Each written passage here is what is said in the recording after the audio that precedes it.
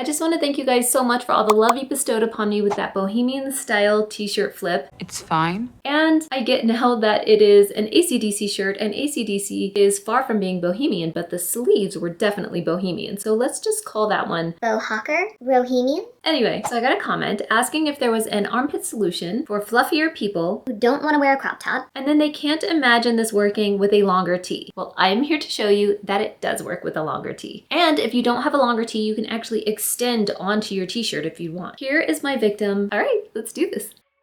So the first thing you will need is a scarf or a shawl that matches your t-shirt, and instead of folding it in half by the long ends, you will fold it in half with the two short ends. As you can see, it leaves a lot of material at the bottom. And just like last time, mark slightly to the side of where the sleeves start, creating a line that goes all the way down. Then fold your tee in half, making sure everything is even, and cut that piece away. If the bottom of your t-shirt is straight, you don't need to do this part, but mine was uneven from stretching, so I'm cutting that off.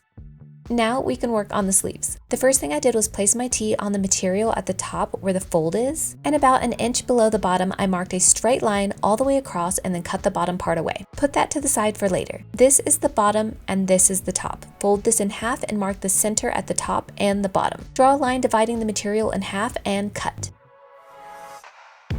These two rectangles will now be your sleeves. Open up your t-shirt and open up the sleeves with the right sides touching, pin from end to end on both sides, and stitch. I also serged everything, but if you don't have a serger, you can use a zigzag stitch. Then at the bottom of the t-shirt, I added 2 long basting stitches side by side so that I could gather the bottom slightly to match the material we had cut away earlier. Then I added that material back to the bottom with right sides touching, and I stitched. Then I flipped the t-shirt to the wrong sides facing outward. I left about a 13-inch opening for my arms to fit through, and then I pinned all the way down to the bottom and I stitched. I did not stitch the bottom part of this shirt at all. And voila, this shirt is done and it is longer. It is so light now and incredibly comfortable. Are you ready to see it?